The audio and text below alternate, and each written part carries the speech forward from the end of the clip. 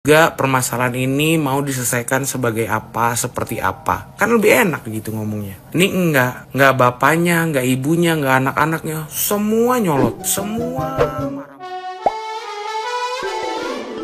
Hola netizen yang tercinta, Fadel Bajideh meluapkan amarahnya setelah sang ayah Umar Bajideh turut diperiksa sebagai saksi atas laporan Nikita Mirzani. Fadel bahkan ngotot ingin bertemu langsung dengan Nikita Mirzani. Umar Bajideh menjalani pemeriksaan di Polres Metro Jakarta Selatan pada Rabu 20 November 2024. Dia hadir ditemani sang anak dan kuasa hukumnya Razman Nasution. Kasih Humas Polres Metro Jakarta Selatan AKP Nurma Dewi mengungkapkan Umar Bajideh diberikan lebih dari 20 pertanyaan oleh penyidik. Menanggapi amarah Fadel setelah sang ayah diperiksa, Nurma Dewi menilai itu sikap yang wajar. Namun perlu kebijaksanaan diri agar tidak berujung pada pelanggaran hukum. Penyidik Polres Metro Jakarta Selatan akan terus mengusut kasus yang melibatkan anak Nikita Mirzani ini. Bahkan Nurma Dewi menyebut akan ada pemanggilan lagi untuk Nikita Mirzani selaku pelapor dalam kasus tersebut.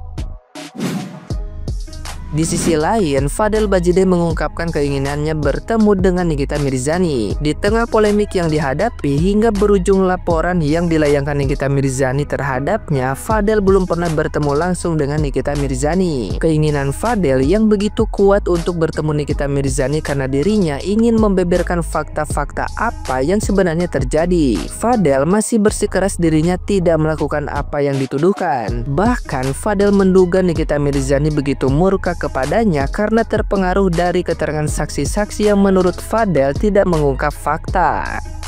Nah, gimana nih menurut netizen yang terhormat? Silahkan berkomentar ya. Semakin mereka bikin preskon begitu dan si bapaknya ngebacot, makin banyak bacotnya tuh bapak teripang. Sumpah guys, gue kalau gue andainya gue si Laura, muntah gue. Langsung gue, ya Allah, oh my god, belum jadi saudara, belum jadi suami, ya kan? Gayanya udah kayak begitu. Bisa-bisanya lagi bilang kalau si Nikita mungkin bukan ibunya. Apa tuh, Ibu Suri? Gak yakin saya itu ibunya. Lu tahu apa? Ngebesarin anak sampai umur 16 tahun. Ngelahirin taruhan nyawa. Nyekolahin. Anak mau latihan panah dikasih. Anak sekolah di mana dikasih. Sampai anak itu les segala bahasa bisa. Pinter Laura tuh. Ujung-ujungnya sekolah di UK kenapa? Dapat beasiswa. Emang bisa pilihan. Duit disiapin sama ibunya. Lu bisa nggak nyekolin anak lu?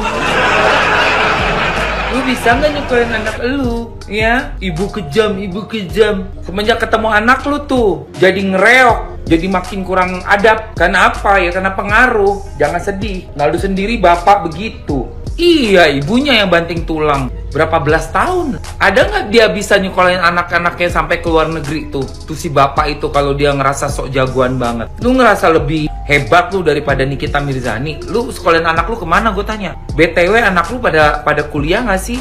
Kok bisa-bisanya lu bilang itu? Apa? Karena nggak ada ibu yang kejam.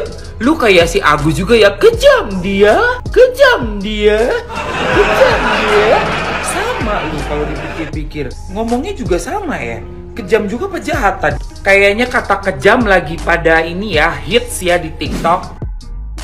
Marah bos, Bang Fadel marah. Gemes banget mulut ini pengen mengomentari video barusan ya. Itu kayaknya memang Bang Fadel lagi marah-marah banget meluapkan emosinya sama mamanya Laura ya. Dia baru keluar dari Polres, habis melaporkan Nikita Mirzani, terus dia keluar ketemu media marah-marah. Padahal ya yang selama ini kita lihat Nikita Mirzani itu yang mungkin lebih emosian, tapi kalau nanggepin si Fadel ini kayaknya Kak Niki nggak pernah yang meluapkan emosi kayak gitu ya. Semua dihadapi dengan santai, dengan tenang, tapi tahu-tahu lapor ke polisi gitu kan ya. Kok ini malah Bang Fadelnya marah-marah? Bang Fadel mau ketemu sama Kak Niki. Gua janji dulu ya, Kak Niki sibuk. Terus katanya Bang Fadel tahu sahabat-sahabatnya Laura tuh siapa aja. Cuman satu katanya ya. Kok nggak disebut siapa Bang? Pasti yang satu itu juga salah satu dari saksi-saksinya ya. Berarti sahabat Loli yang satu-satunya itu juga nggak pro elu ya Bang? Mana pas lagi berdebat kayak gitu tiba-tiba sang pengacara langsung sebut-sebut mertua lagi kan ya. Kan jadi nggak sinkron. Yang satu bilangnya orang tua, yang satu bilangnya mertua. Lain kali kalau misalkan mau ketemu ke awak media tuh briefing dulu deh Bang sama timnya.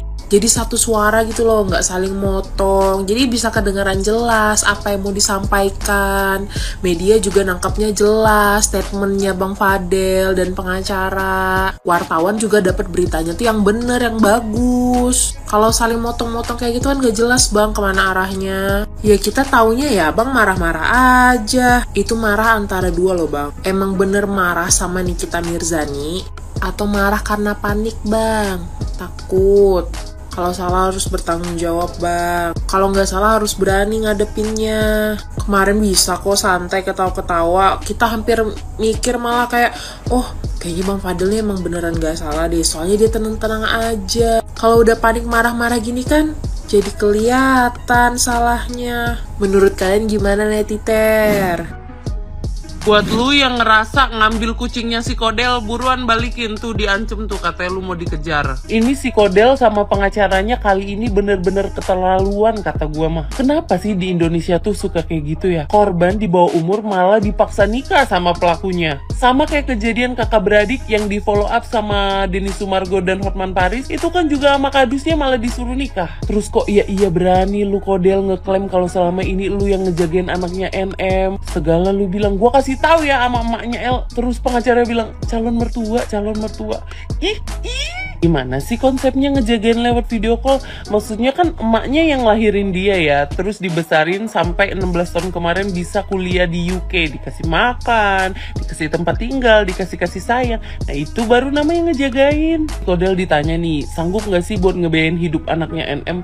Dibilang kecil. Kakak wartawan boleh gak sih agak dikurang-kurangin nih videonya si Kodel? Karena jujur ya, ini kalau anak di bawah umur yang nonton, terus mentalnya gak siap, atau mungkin ada di posisi yang hampir-hampir sama kayak mereka, gue takut jadi memberontak, bener deh. Dari awal kalau lo ngikutin video gue yang ngebahas tentang si El dan si Kodel, gue kan ngotot banget bilang kalau El ini di brainwash sama si Kodel. Kelihatan banget kan itu video terakhir dia presscon itu, emosinya, cara marahnya mirip banget sama si El. Gue bingung nih, di belakang si Kodel itu kan banyak tuh, ada pengacara, ada bapaknya, ada abangnya.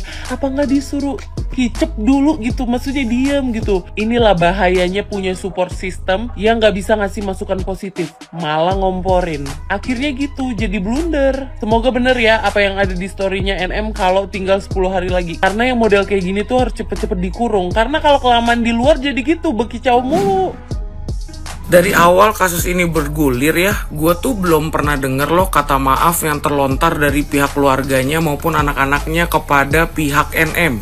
Lu ngerasa hal yang sama gak sih guys? Maksud gue, taruhlah seandainya lo emang benar-benar ngejaga anak orang gitu kan ya. Tapi kan alangkah baiknya misalnya sebagai orang tua tuh, kalau misalnya diwawancara sama rekan-rekan media, lu sebagai orang tua yang seandainya memang tidak ikut berperan terhadap tuduhan-tuduhan yang selama ini dilayangkan oleh masyarakat, apakah nggak sebaiknya lu minta maaf di depan masyarakat, terutama ditujukan kepada pihak NM? Misal, saya sebagai orang tua dari VB ingin sekali mengucapkan permintaan maaf yang sebesar-besarnya kepada pihak NM karena mungkin menurut pandangan bahwa kami telah lancang merawat anak orang tanpa persetujuan dari orang tuanya. Untuk itu saya sebagai perwakilan dari keluarga ini ingin sekali duduk bersama-sama untuk bisa menyelesaikan permasalahan ini dengan cara yang baik-baik, yang dimana juga dihadiri oleh rekan-rekan pengacara dari kedua belah pihak, agar supaya memang ada saksi dan juga permasalahan ini mau diselesaikan sebagai apa, seperti apa. Kan lebih enak gitu ngomongnya. Ini enggak bapaknya, enggak ibunya, enggak anak-anaknya, semua nyolot, semua marah-marah. Pertanyaan gue sebenarnya simpel Pak. Kalau seandainya memang anakmu itu menjaga anak orang, kenapa anak orang tersebut dipakai uangnya? atau yang lainnya? Itu doang pertanyaan gue sebenarnya. Karena merunut daripada sifat dan perilaku secara psikologis, kalau yang namanya menjaga itu betul-betul menjaga dari atas sampai dengan ke bawah tubuh anak orang. Apalagi kan memang belum disahkan oleh negara. Ya, kenapa kok dipakai uangnya?